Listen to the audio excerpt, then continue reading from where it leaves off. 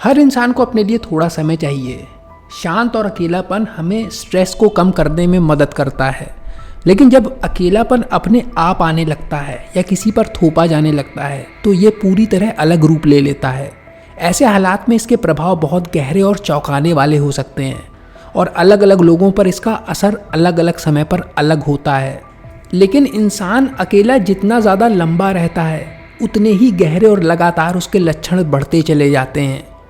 जब किसी को ज़बरदस्ती एक जगह पर लंबे समय तक रखा जाता है, दिनों तक, हफ्तों तक या महीनों तक, यहाँ तक कि वर्षों तक, वो भी बिना किसी काम के, तो उसके शरीर में कई तरह के बदलाव आने लगते हैं। तो आइए चलिए देखते हैं कि हमारे साथ क्या क्या हो सकता है।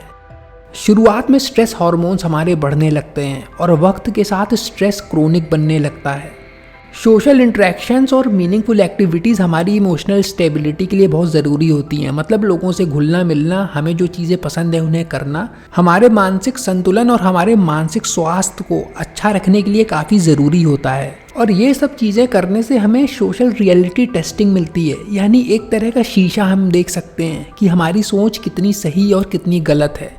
तो जब इंसान लोगों से बातचीत करना बंद कर देता है, चीज़ें करना बंद कर देता है, तो उसकी आइडेंटिटी और रियलिटी दोनों हिलने लगती है। उसके विचार कंट्रोल से बाहर होने लगते हैं और इम्पल्सिव बिहेवियर बढ़ने लगता है। वो ऐसी हरकतें करने लगता है जो उसके काबू से बाहर हो जाती हैं, जिससे डिप्रेशन, ऑब्सेशन और सुसाइडल थॉट्स आने लगते हैं और कई बार डिल्यूजन्स और हेलुसिनेशंस भी होने लगते हैं। यानी इंसान भ्रम में भी रहने लगता है और उसे कई चीज़ें सच लगने लगती हैं जो कि होती नहीं हैं। वहीं दूसरी तरफ जो हमारे दिमाग का हिस्सा प्री फ्रंटल कोर्टेक्स होता है, जो रीजनिंग और मॉरल जजमेंट का केंद्र होता है, वो सिकुड़ने लगता है, जिससे ध्यान, याददाश्त और सोचने समझने की क्षमता कमज़ोर होने लगती है। धीरे धीरे रैशनल थिंकिंग कम हो जाती है और भावनात्मक सोच बढ़ जाती है। और जब इंसान लंबे समय तक ऐसे ही रहता चला जाता है तो ये चीज़ परमानेंट बन जाती है, जिससे वो बहुत ज़्यादा गुस्सैल, डरा हुआ और अजीबोगरीब हरकतें करने लगता है। अकेलापन सिर्फ दिमाग ही नहीं बल्कि शरीर के दूसरे हिस्सों पर भी असर डालता है। व्यक्ति को समय का एहसास होना बंद होने लगता है और नींद आने में परेशानी होती है। उसे दिल की धड़कनें बढ़ी हुई सी महसूस होती हैं, सिर में दर्द होना, चक्कर आना और बहुत ज़्यादा हाइपर सेंसिटिविटी महसूस होने लगना। स्ट्रेस की वजह से डाइजेस्टिव प्रॉब्लम होने लगना, एसिडिटी होने लगना और भूख कम होने से वजन घटने लगना। अब ऐसी स्थिति से आदमी निकल सकता है बाहर, एक हेल्दी रूटीन बनाकर, जैसे एक्सरसाइज करना, पढ़ना, लिखना, अपने मनपसंद काम करना। लेकिन इसका असर सीमित ही रहता है अगर वो अकेला रहना नहीं छोड़ता। United Nations human right organisations के कई एक्सपर्ट्स इस तरह से रहने को एक टॉर्चर के रूप में मानते हैं। फिर भी कई देशों में कैदियों को ये सहना पड़ता है। इसे सॉलिटरी कन्फाइनमेंट या रिस्ट्रिक्टिव हाउसिंग भी कहा जाता है और ये सबसे ज़्यादा अमेरिका में होता है। साल 2019 में लगभग 1,20,000 अमेरिकी कैदी सॉलिटरी कन्फाइनमेंट में थे, जो रोज़ 22 से 24 घंटे 6 बाई 9 फीट की बिना खिड़की वाली सेल्स में रहते थे। 1700 के दशक के अंत में क्वैकर ग्रुप्स ने अमेरिकी जेलों में सॉलिटरी कन्फाइनमेंट शुरू किए थे, कॉर्पोरल पनिशमेंट के विकल्प के रूप में, क्योंकि उन्हें ऐसा लगता था कि कैदियों में पछतावा आएगा ऐसी सज़ा पाकर और वो खुद के किए हुए बुरे कामों के बारे में अकेले बैठकर सोचेंगे। लेकिन जल्द ही इस प्रथा की आलोचना शुरू हो गई, आम लोगों से लेकर सुप्रीम कोर्ट तक। चार्ल्स डिकेंस ने इसे शरीर की किसी भी यातना से बदतर बताया है।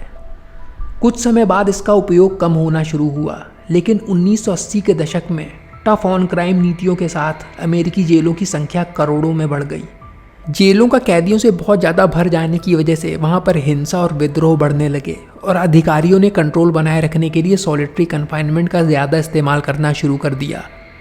कई लोगों को तो छोटी मोटी गलतियों पर भी सॉलिटरी कन्फाइनमेंट में डाला जाने लगा, जैसे गार्ड से कहा सुनी हो गई या उसको कुछ उल्टा सुल्टा बोल दिया। सॉलिटरी कन्फाइनमेंट, जहाँ इंसान एकदम अकेले रहता है, ये किसी के लिए भी हानिकारक है, लेकिन जिन लोगों को पहले से मेंटल हेल्थ की समस्याएं होती हैं उनके लिए ये और भी ज़्यादा नुकसानदेह होता है। इसका असर इतना गहरा होता है कि जेल से बाहर आने के बाद भी लोग नॉर्मल ज़िंदगी में वापस नहीं लौट पाते। जो लोग सॉलिटरी कन्फाइनमेंट से गुजरते हैं उन्हें पोस्ट ट्रॉमेटिक स्ट्रेस डिसऑर्डर होने की 3 गुना ज़्यादा संभावना हो जाती है। वे अक्सर अपनी पर्सनालिटी में बदलाव, घबराहट, पागलपन और दूसरों से जुड़ने या ध्यान केंद्रित करने में परेशानी महसूस करने लगते हैं। कुछ राज्यों ने गंभीर मानसिक बीमारी से ग्रसित लोग, बच्चे या गर्भावस्था के मामलों में सॉलिटरी कन्फाइनमेंट पर रोक लगाई है और कुछ ने 15 या 20 दिनों की समय सीमा तय की है। लेकिन ये कानून हमेशा लागू नहीं किए जाते और जेल अधिकारी लूप होल्स बना लेते हैं। फिर भी सॉलिटरी कन्फाइनमेंट रिहैबिलिटेशन के पूरी तरह खिलाफ है और जेल हिंसा को भी कम नहीं करता। दूसरी तरफ कुछ देशों ने ज़्यादा मानवीय तरीकों को अपनाया है। एग्जाम्पल के तौर पे नॉर्वे में अमेरिका की तुलना में बहुत कम लोग जेल जाते हैं और वो हर कैदी पर 5 गुना ज़्यादा खर्च करते हैं सुविधाओं पर, क्लासेस पर और वर्क रिलीज प्रोग्राम्स पर। इन्हीं सब वजह से नॉर्वे में दोबारा जेल जाने वाले लोगों की संख्या दुनिया में सबसे कम है, जिससे ये साबित होता है कि हम जब साथ रहते हैं तो हम बेहतर बनते हैं।